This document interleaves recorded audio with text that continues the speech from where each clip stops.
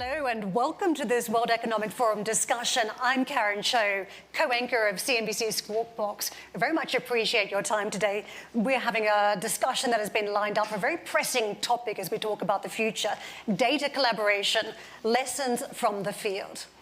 Companies, countries, institutions, governments are increasingly relying on technology, which in turn is generating a trove of data. By numbers, by 2025, individuals, companies around the world will produce an estimated 463 exabytes of data each day. Already, some have deployed data-driven strategies to achieve sustainable development goals. But there is more that can be achieved by harnessing the power of data across domains and countries. From the ocean to specific sectors, for instance, healthcare and agriculture, to data that can address climate change. Today, we're here to talk about how data collaboration can be amplified and replicated for public good. Well, just a reminder, if you do want to engage on some of the social forums, you can use the hashtag for the meeting, hashtag WEF23. Let me introduce you to our panelists today. Kono Taro, who is Minister for Digital Transformation of Japan. Kimberly Matheson, Chief Executive Officer, Hub Ocean. Anurag Jain, Secretary, Department for Promotion of Industry and Internal Trade, India.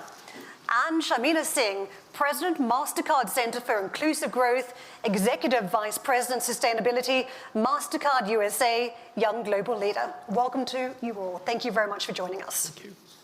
Well, first up, let's just sketch out where we are with data collaboration today. Mr. Jain, if I can turn to you. What proven examples of data sharing have you witnessed so far that you think can be deployed and be amplified across countries and domains?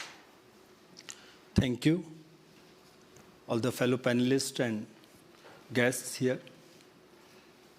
About 8-9 years back, this story started.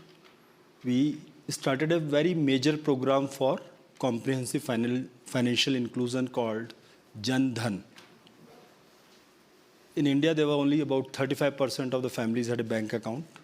In a short period of about 3 to 4 months, we were able to open bank accounts which were online. And we came up with a remittance or a transfer instrument called UPI, Unified Payment Interface. It was basically based on open platform structure, so everybody could collaborate. Like before that, every payment system in the world was a closed loop system. So, for example, you are on a Google Pay and you want to make payment to someone who is on WhatsApp Pay, you can't do it. It has to be on the same loop. But what UPI does, it gives open APIs to people who can actually in turn connect. So, from a Google Pay to WhatsApp Pay, you can pay. So, this was the first big transformational thing. Thereafter, India started on the digital journey, the digital transformation. So this philosophy of open systems, open platforms, open APIs has got ingrained into this. So from unified payment structure, we moved to various other initiatives. But what has come out as India Stack, it has 3 basic layers. One is identity layer.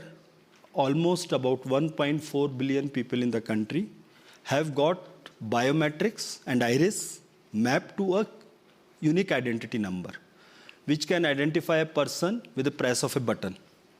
You put your thumb, within 15 seconds you get a response, yes, no, it is the same person or not. You have a payment system, which I just described.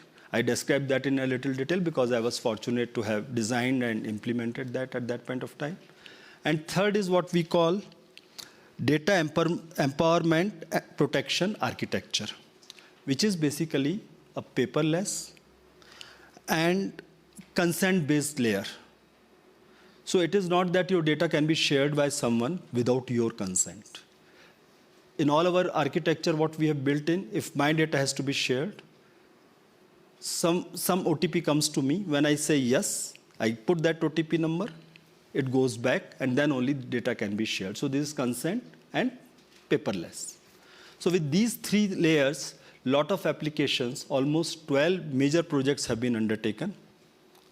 I talked about UPI. We have brought whole of health on this. India was able to actually vaccinate 2 billion doses of vaccination during COVID. How was it possible? How was this ramping up possible? Because each and every person was traced through this unique identity and his phone number. So every person we were able to hold this vaccination program in less than a year for 2 billion doses, 2 doses each person. Because of all this, where the total economy has been growing at the rate of 7% for the last 1 decade or so, the digital economy in the country has been growing at a rate of 15 to 16%. So that is what has created the India opportunity in almost every sector. This has laid the foundation for that. We have got health records. You get yourself treated in any hospital in the country. There is a linking factor, which is called Ayushman Bharat. Ayushman Bharat is a Hindi word, which is name of the program, health record. So when a doctor wants to see you, it is all disaggregated data. But because of this common link factor, every data related to you is pulled in with your consent. It is available to you for a while when the doctor is treating you.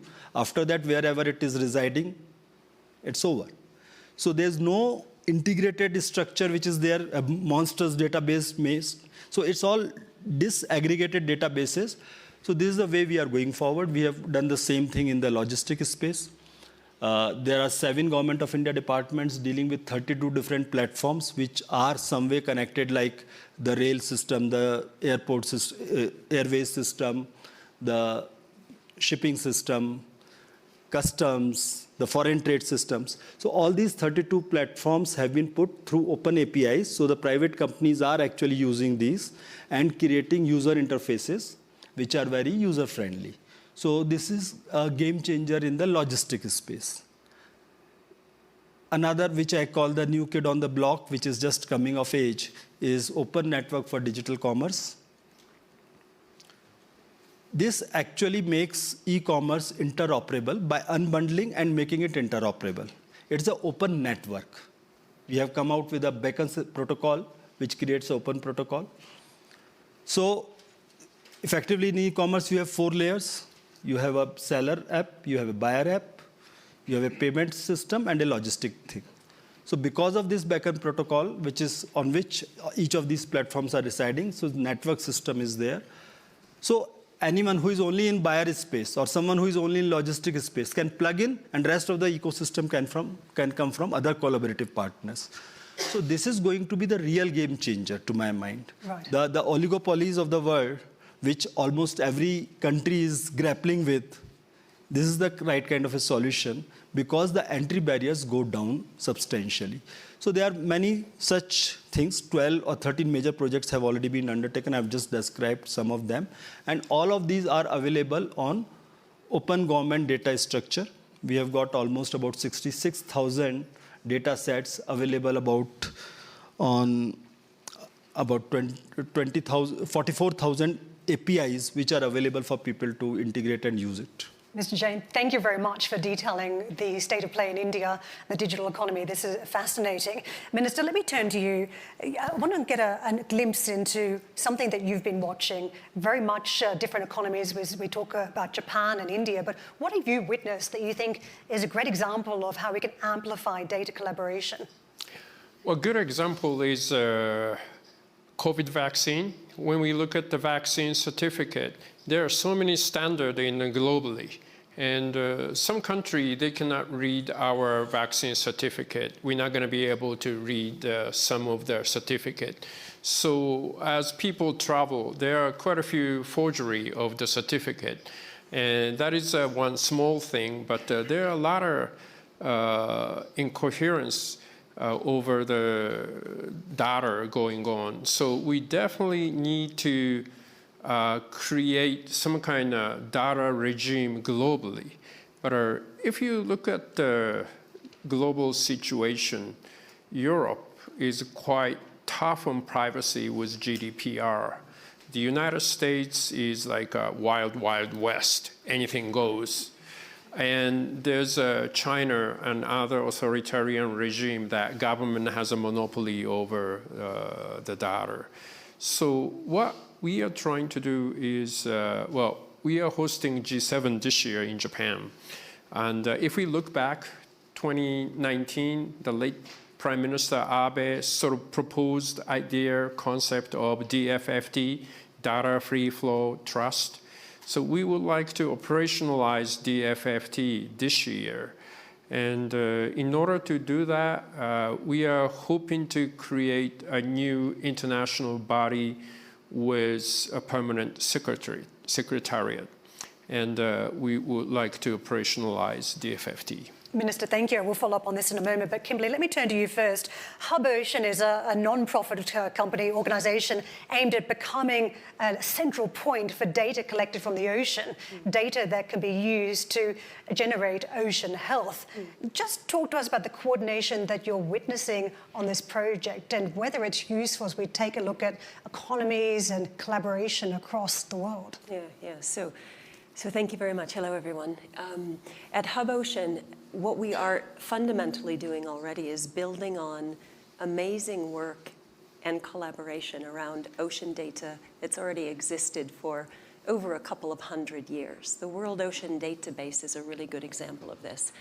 That started with collaboration between just one nation itself, and then it's expanded.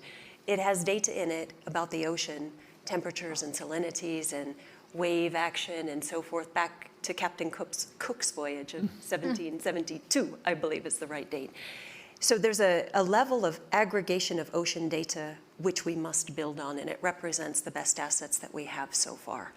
But let it be said that this data that's oftentimes just sitting there waiting to be animated, mixed with other data and employed is actually often really hard to get at. It's in formats which are not very usable and accessible. It's very difficult for ocean scientists or people without data scientist skills to mix that data, particularly with other kinds of data that might not be open today, like industry data, which is generally closed. That's the model we've operated under today.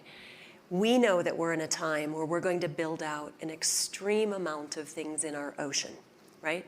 Wind energy is one of those things that's going to take a lot of space in the ocean. And for that build out, we are going to build in an ocean which is under tremendous pressure today. And the data gaps that we still have are frankly enormous. The climate models are so hungry for those data, right? Industry opportunities to collaborate, like shipping, figuring out where they should put green corridors in the world in order to get the risks down between those who would provide fuel and those who would buy technology for new engines on ships. It's full of risk. Green corridors is a very data-hungry process, right? Scientific models, governments who need to map and manage and make fundamental decisions in their oceans, data-hungry processes. So what we're trying to do is bridge those silos. And it's certainly going to be a long journey, though we're absolutely seeing successes and movement and transparency forced by regulation, but voluntary transparency.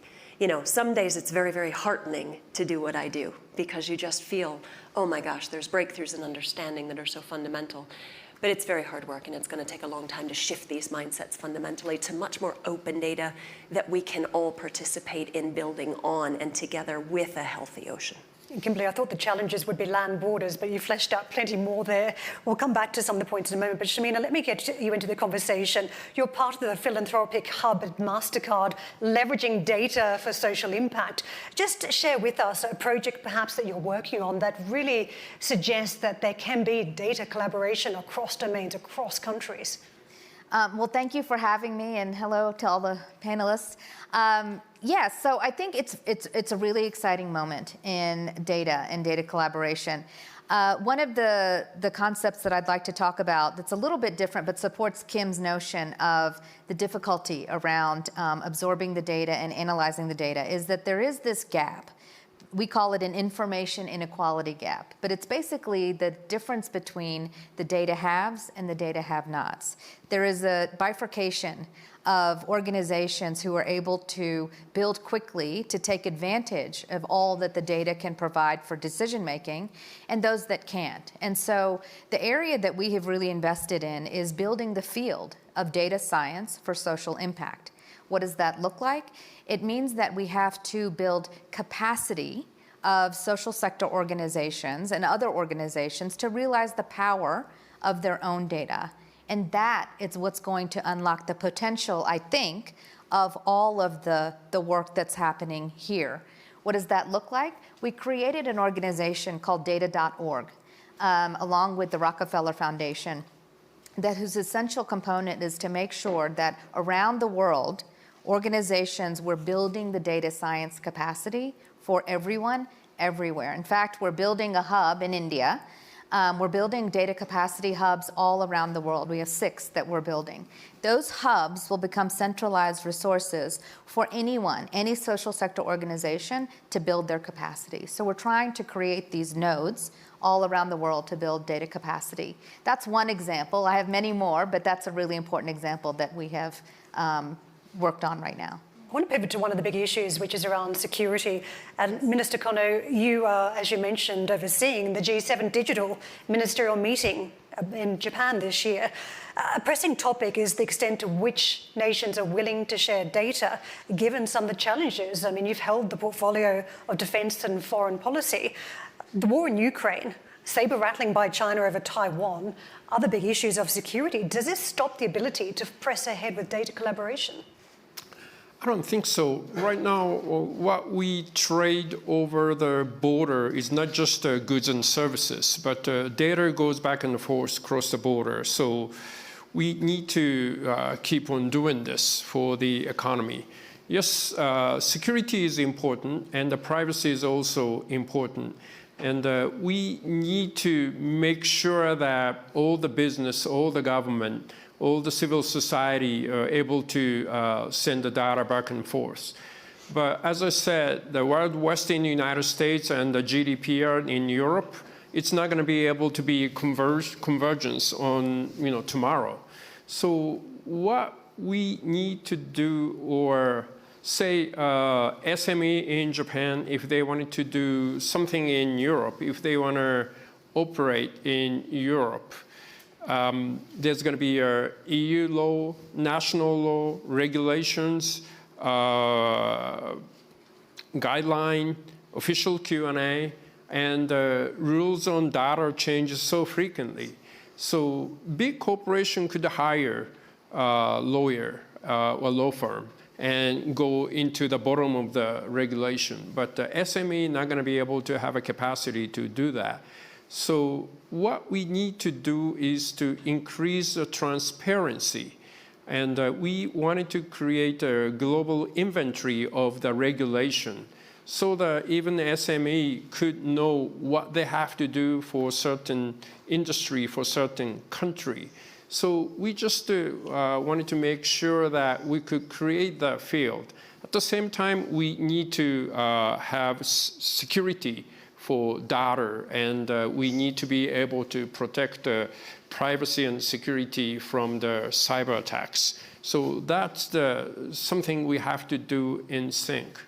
Shamin, I want to get you back in here as you talk about these nodes that you're building out across the world for data capacity. How do you navigate the geopolitics where a state actor might want access to some of this information for security purposes? A country may not want to share the information because they are concerned it poses a threat to national security. And then the regulation issues, the uneven playing field that the minister just spells out. How does it impact the decisions about where you locate facilities? So this is on the data.org side. So it's less about the MasterCard nodes, and we're doing a lot with India and in Japan to make sure that we're meeting all of the requirements to ensure that a Digital India is successful, and Japan's leadership on the G7 side around digitization is also successful. But this point is around harmonization of regulation, which is something that I think this panel would all agree is something that's really important, and interoperability is the other part that's really, really important. On the node side, on the data.org side, the purpose of the nodes is to build capacity for social sector organizations so they don't have to reinvent the wheel in terms of dealing with their own data. And so it's less about state actors and security. The one thing I would say, though, is about cybersecurity, which Minister raised. One of the things we know is that for small businesses, 6 months after they experience a cyber attack, they generally close. And so if we don't figure out the cybersecurity system for all of these data flows, all of the digital work that's the work we have to do around digitization, is really making sure not only do we harmonize the regulation, but that we offer an ability to make sure that the cybersecurity tools are in place for all of these. Mr. Jain, I want to come back to you. India, pivotal role this year, G20 presidency, yet one member of the G20, Russia, is facing diplomatic isolation because of the war in Ukraine. How do you push ahead with an agenda on data collaboration when you have this geopolitical threat? That is something which I personally feel that India has been able to navigate this geopolitical challenge pretty reasonably well. We have pursued an independent foreign policy, and we have treated, if you look at what happened in Indonesia, there were concerns that the leaders' communique might not come out. But the last bit consultations, where India played a very crucial role, was very important, and the crucial role it was that the leader communique came out. So I think India has a trust factor of most of the countries, and it's again a collaborative thing. You just can't say, I'll get it done. You have to take people along if you want to work in a collaborative framework. So this is another thing on the agenda. We have given our clear points, what we want to drive, and I think those points are such where there will be collaborative framework which will come through. The other threat is how governments treat data. We were just touching on China before, and authoritarian governments, their view on how they can harness data for security or national security and managing populations. Do you really believe that the United States would be willing to share its data on Americans across borders with the Chinese, who have a very different way of treating data? No, you have to understand the way you want to treat. Like our data protection bill, initially when we came out with this bill in 2019, there were a lot of feedback from the people. And we did not push ahead and convert it into a law. We went into stakeholder consultation once again. And now the new bill has been drafted, which has been put for public consultation once again.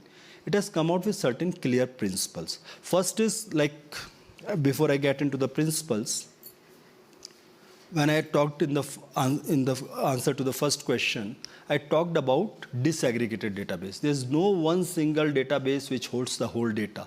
There was a huge challenge in India by various people on the Aadhaar. Aadhaar is a unique identity layer I talked about. But how do we function? Aadhaar is a very simple thing. It has just the iris, biometrics, and a number, and my name and my address. Nothing else.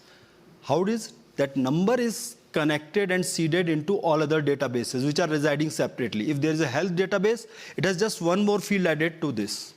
If it's a financial database, it has one more field added to it, which is the identity number. So when I need something, I pull in data at that particular point of time related to only that particular record. So there is no single data which gets created which has problem of getting leaked out. So this is the open philosophy, disaggregated databases philosophy which we are pursuing. So now if it is based on principles, like the principles which are part of the draft bill which has been put out for another public consultation, we talk about 7 principles. Principle of usage. You can take data only for a particular use. We talk about the principle of purpose. It can be used only for the purpose for which you have taken the consent. You can't use it for something else. Principle of minimization. You ask for the minimum possible data for your use. The principle of accuracy. You reasonably update and upgrade the data so that accurate data is available with the system. Storage limitation. You store it only for the purpose, for the time duration you need it. Once that purpose is over, release the database. It should not reside in your database. Then the person, like what we have done, there's a data principal and there's a data fiduciary. We have divided it into 2. If it is my data or my business data, I am the data principal. I'll command the control over it. And other person who is utilizing for my data is a data fiduciary. So he has to follow these principles. And then this fiduciary has to build in reasonable safeguard. And the last part is someone who is processing and using it for a particular purpose, he is accountable for the security of the data. So with these principles, I think data sharing can happen. Kimberly, let me turn to you because geopolitics, regulation, slightly different ballgame as we're talking about the high seas and the ocean. So just weigh in on the topic. Actually, I think to complement what's been said already, the oceans are notoriously really, really difficult to govern, right? Because you have all levels of governance, including the high seas, where it's sort of everybody's and nobody's out there, right? And so a lot of the work in treaties are aimed at solving those difficulties. But I maybe want to focus on the art of the possible, because there is so much terrain that we need to go into, and we can go into, despite different regulatory frameworks and despite different levels of willingness to share from industry and despite all of our cultural differences and industry differences and so forth. And I would point to the finance industry as an example. Right now, there are different regulations that are wanting to take shape and happen in the EU and America and other parts of the world that are pushing forward, for example, trying to help understand how any company's assets do good or harm to biodiversity or to our nature. Think about that for a minute. If you're a company that has ships sailing the seas, there's no standard right now and very little transparency on what any given ship does or doesn't do to the biodiversity of the environment. Do they even sail through or motor through marine protected areas? That usually is a bad idea. How often do they do that? Are they slowing down when they get a receiver message that says there's whales migrating in the area? Hundreds of whales are smashed by ships and die every year. And just a little speed reduction by these ships in a specific place in the world can save 90% of them. But which ships respond to the call to take their foot off the gas just a little bit, and which ones blow through anyway? We don't have any visibility on any of that. And when the finance industry is now really doing the work to lean in to try to say, the world wants to direct its assets to good behavior. Well, how do you do that? And so we work together with Green Digital Finance Alliance and a number of others right now to develop the kinds of products that I'm talking about, to go into big data exercises like using AIS satellite data. Satellite data has come huge and far, right? And can now help us understand a lot of these things. And we can reward good behaviors. And we can partner with the finance industry to reward financially those good behaviors, or penalize the bad ones and bring accountability as an action instrument to get faster change for greening. Shamina, as we talk about greater data collaboration here, industry unlocking some of its data that can be used by other organizations, how do we encourage industry to share that data? Mm-hmm. It's a good question, and again, sort of building on, I guess, Kim's point, which is the art of the possible. My job at MasterCard is to use the assets of the firm for social and environmental impact. A big asset of the firm is data and data analytics. And one of the ways that we have worked to ensure that we are working to provide tools that create a competition for the race to the top are using things like creating the inclusive growth score, which is an example of a tool where we take multiple open data sources or government sources and things like that, combine them with proprietary MasterCard data and create inclusive growth score analytics so that cities in the United States down to the census tract level can compare their inclusive growth scores with other cities in the United States. And it allows decision makers, mayors in this case, to see that maybe their St. Louis is more like a city in the Western United States than it is a city right next to St. Louis. In the same way, we have worked in India, actually. We just working with the Prime Minister's office, we worked to create something called the Social Progress Initiative, where we worked with an organization to use, again, open data sources to create the analytics necessary to understand what the social progress indicators are for every state in India, and then a number of cities at the local level. So I guess my point is we can provide, we can share all the data, we can open up all the data. Those are all the conversations. We have to do it in a principled way, as Mr. Jain has said. But I think the other point to make is that we have to have the ability to actually do the analytics and actually make sense of any of this data. That's been the big lesson that I've learned at the Center for Inclusive Growth, is that when we've talked to anybody about accessing MasterCard data, and we've talked to many academics, we have data fellows, we have the systems in place to do it, the big lesson is always, yes, you want access to the data, fine, but then we have to help navigate. What are the analytics?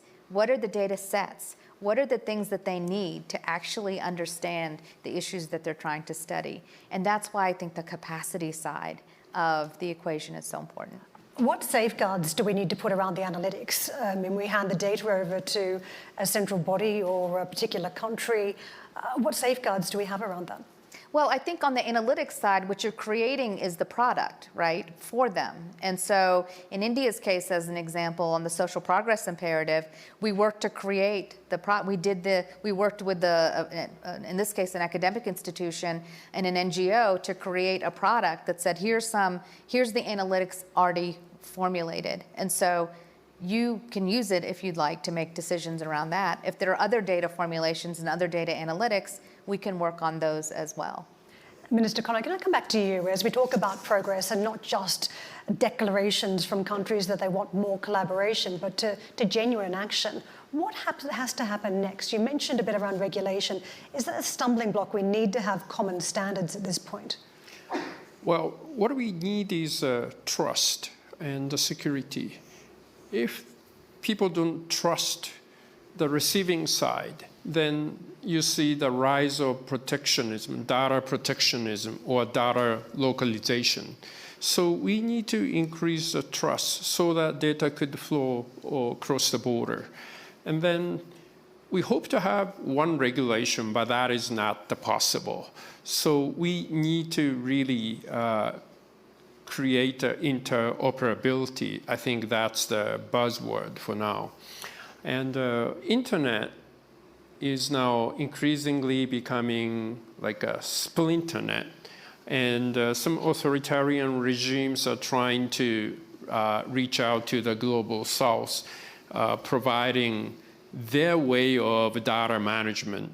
So I think the G7 need to take leadership with like-minded country to provide the alternative to that, so that we could create some kind of data regime with maybe different rules, but with transparency and interoperability.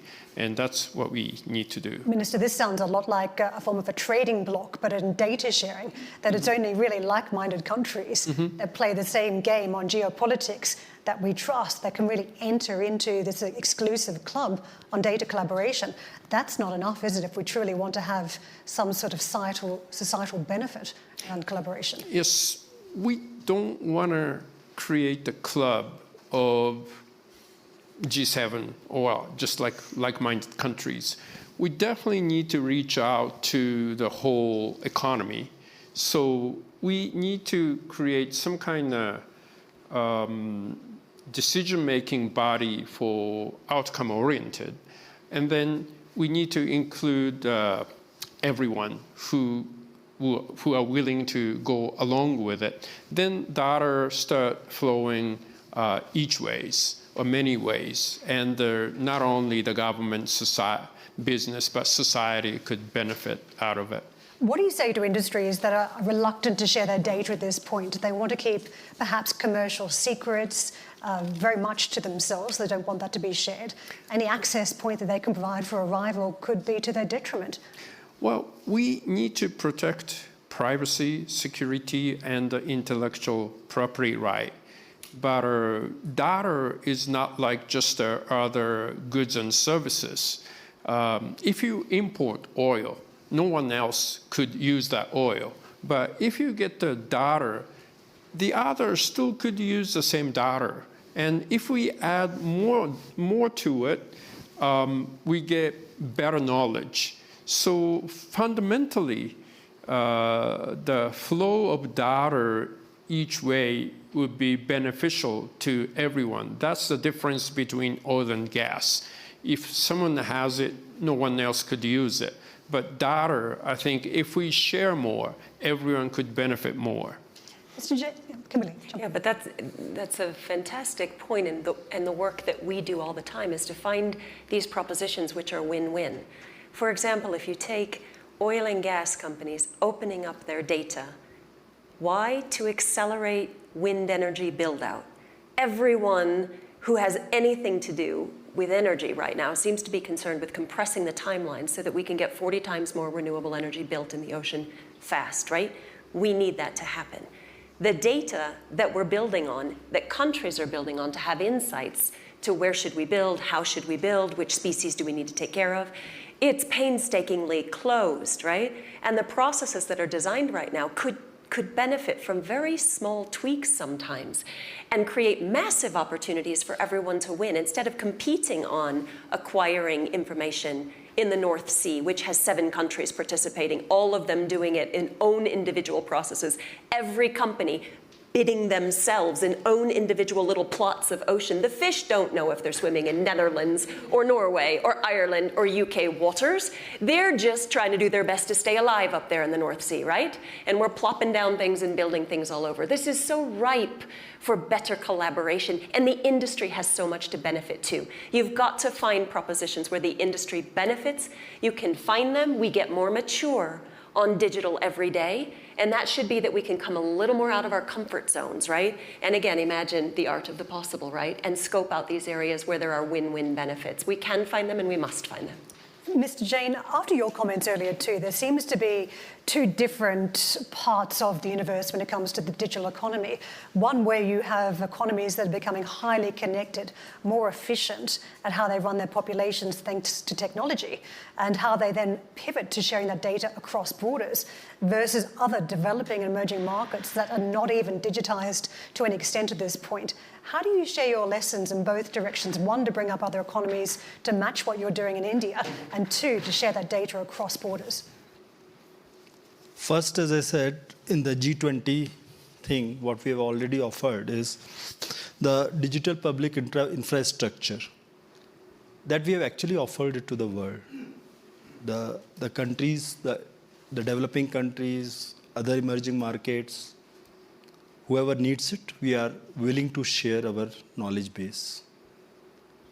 And it is part of the 3 major points for G20 what we have offered. The other 2 being the cybersecurity, as Honorable Minister just mentioned, security and trust, they are the most important issues. And third, we have also said is the digital skilling, because there comes the real thing, because there are a lot of people who are excluded. Mm-hmm. So we are looking at it from an inclusivity point of view. And the way we have driven in our country, inclusiveness comes automatically. What we have done is basically, again, going back to the same point, by using open architectures, open networks, open platforms, we have democratized it. So entry barriers are very low. The new player in business can come and plug only his part. Rest of the ecosystem is provided by the public digital interface. So that is why a new player is able to survive.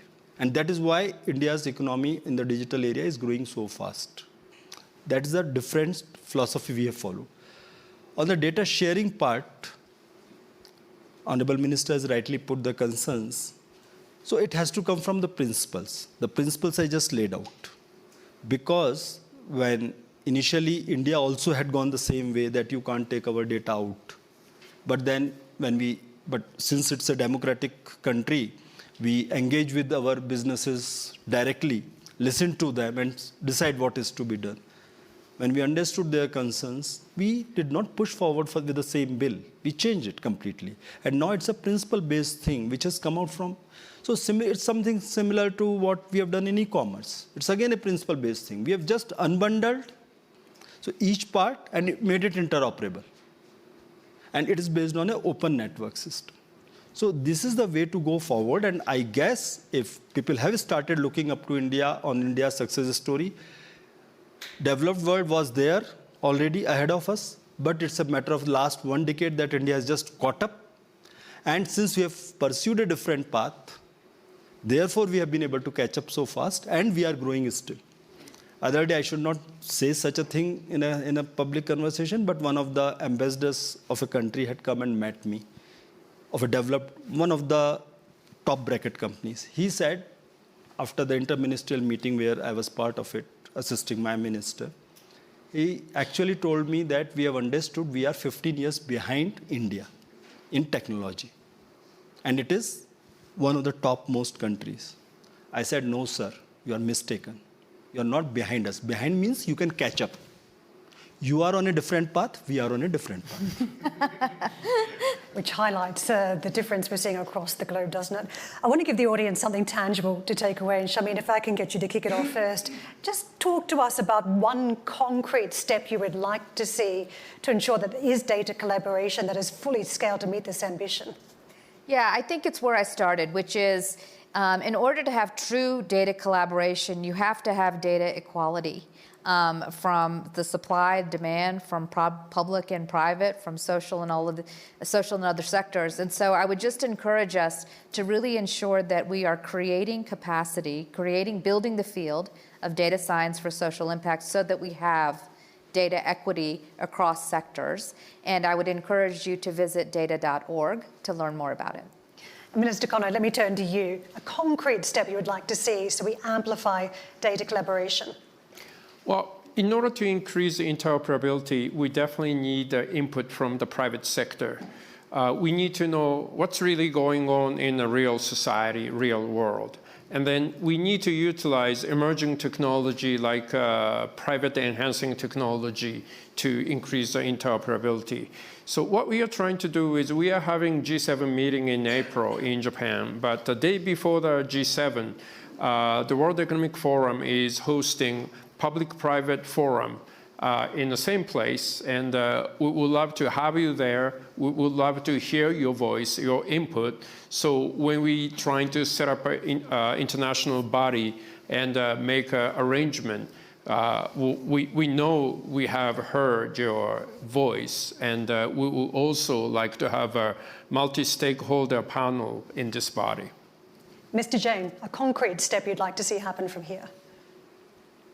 I think I've already answered that so many times. The way we want to move forward is basically democratization, creating open systems, creating collaborative framework based on principles. That will be the real way to go forward, plus getting digital literacy, skilling included, because we need to have inclusive society and the security concerns. Kimberly. Yes. The first thing I'd request is the two gentlemen here might have some influence on this. I'd love to see every country who's engaging in wind energy just go ahead and mandate that as a part of the bidding process, that data must be open for everyone to do their best work on for climate.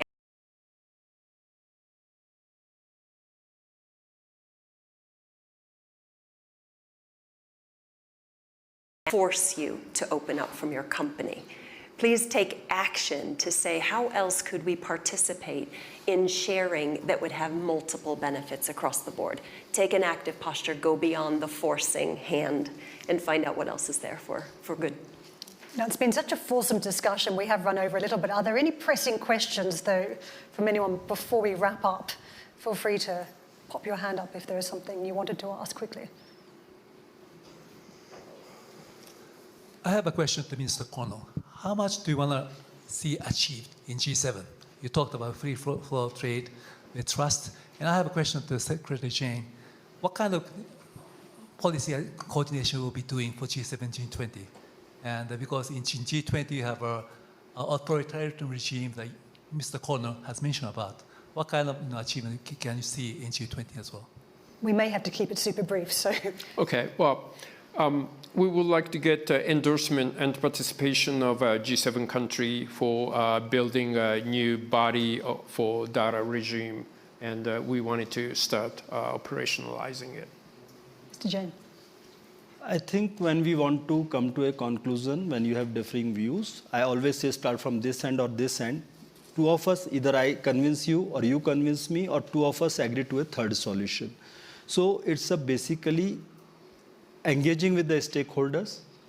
So that is the strength of sitting together and collaborative. So I'm sure with Excellency Taro, I agree with him that we need to continue to discuss it, and I'm sure the countries will come together and create this framework. Minister Kono, Kimberly, Mr. Jain and Shamina, thank you very much. But let me just toss over now to Sophia Monko-Sarin, who is the head of data and artificial intelligence ecosystems at the World Economic Forum, for conclusion. Thank you so much, Karen, for a fantastic panel. And thank you to all the panelists for your great contribution. We hear a lot of great ideas. We hear a lot of good success story from different countries and from different sectors.